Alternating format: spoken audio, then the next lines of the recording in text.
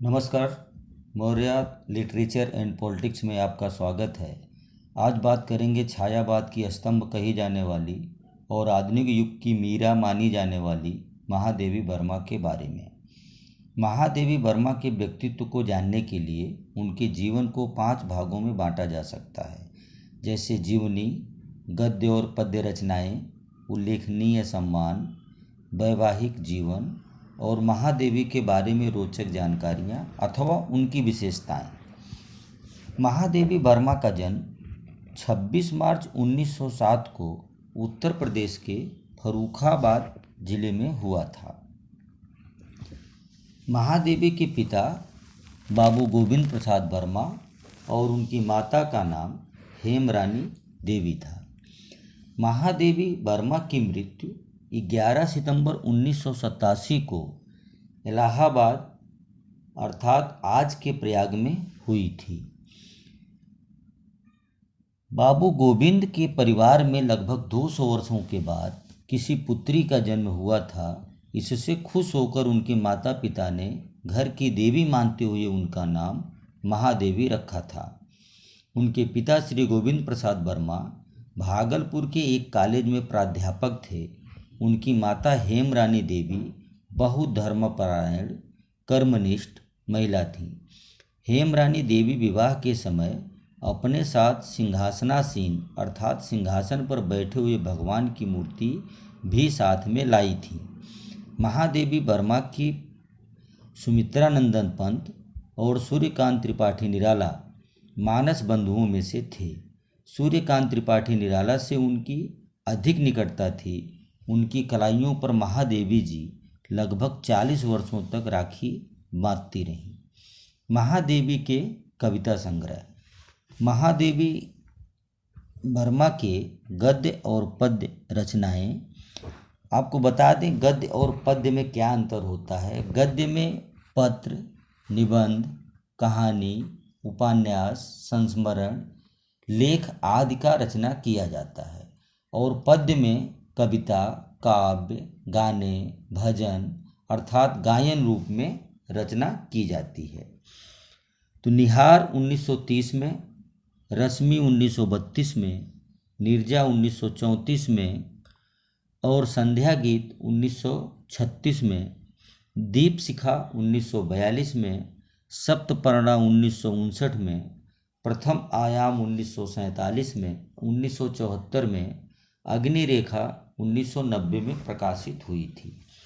महादेवी वर्मा के गद्य साहित्य, इसको 5 भागों में बांटा जा सकता है। महादेवी वर्मा के रेखा चित्र, इसमें अतीत के चलचित्र 1941 में, संस्मृत की रेखाएं 1943 में, संस्मरण, पथ के साथी 1956 में, मेरा परिवार 1972 में और स्मृति चित्र 1973 में। निबंध संग्रह का समयकाल श्रृंखला की कड़ियाँ 1942, विवेचनात्मक गद्य 1942, साहित्यकार की आस्था तथा निबंध 1962, संकल्पिता 1969 इसकी रचना काल रही है। कहानी संग्रह में गिल्लू की कहानी महादेवी वर्मा की एक प्रसिद्ध कहानी है। यह मनुष्य और गिलहरी के ऊपर आधारित है। संभाषण 1974 में प्रकाशित हुआ था। उल्लेखनीय सम्मान। महादेवी वर्मा को पद्म भूषण 1956 में प्राप्त हुआ था। ज्ञानपीठ पुरस्कार 1982 में और पद्म विभूषण 1988 में भारत सरकार द्वारा इनको दिया गया था। इसी कड़ी में सन 1991 में महादेवी वर्मा और जयशंकर प्रसाद के सम्मान में एक डाक टिकट जारी किया गया था। महादेवी वर्मा चाँद पत्रिका का संपादन का कार्य भी किया और कुछ वर्षों तक उत्तर प्रदेश विधान परिषद की मनोनीत सदस्य भी रही थी। वर्ष 2007 उनकी जन्म शताब्दी के रूप में मनाया गया। गूगल ने इस दिन को यादगार करने के लिए वर्ष 2018 में गूगल डूडल के माध्यम से मनाया। महादेवी वर्मा 1932 में प्रयाग विश्वविद्यालय से संस्कृत में एमए किया। तब तक उनकी 2 कविता प्रकाशित हो चुकी थी। महादेवी वर्मा प्रयाग महिला विद्यापीठ की प्रधानाचार्या रही थीं और फिर उपकुलाधिपति बनी थी।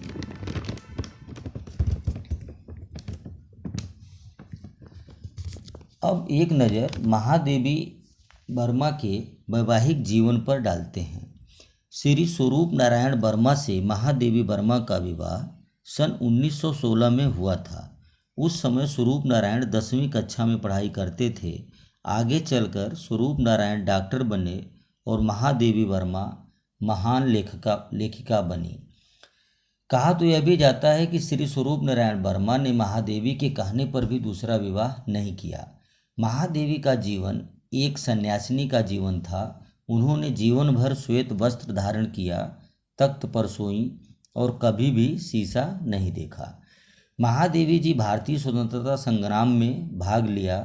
1936 में नैनीताल से 25 किलोमीटर दूर रामगढ़ कस्बे के उमागढ़ नामक गांव में महादेवी ने एक बंगला बनवाया था, जिसका नाम उन्होंने मीरा मंदिर रखा था।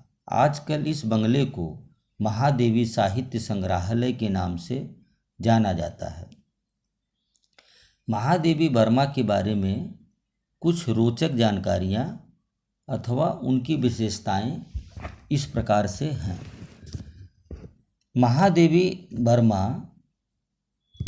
संस्कृत, अंग्रेजी, संगीत तथा चित्रकला की शिक्षा उन्होंने घर पर प्राप्त किया था अथवा पूरी की थी। सन 1921 में 8वीं कक्षा में महादेवी पूरे प्रांत में अर्थात पूरे उत्तर प्रदेश में प्रथम स्थान प्राप्त किया था।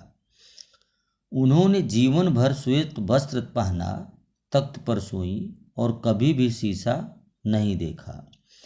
महादेवी वर्मा जी महिला शिक्षा को बढ़ावा देने के लिए कई प्रयास किए। भारत में महिला कवि सम्मेलनों की नींव भी उन्होंने ही रखी और 15 अप्रैल 1933 को सुभद्रा कुमारी चौहान की अध्यक्षता में पहला महिला कवि सम्मेलन हुआ था। दोस्तों, कैसा लगा यह वीडियो? क्या यह वीडियो आपको या आपके दोस्तों के लिए उपयोगी है तो यह उनको शेयर करें। और यदि अभी तक आप हमारा चैनल सब्सक्राइब नहीं किया है तो सब्सक्राइब करें और लाइक कमेंट करना ना भूलें। धन्यवाद।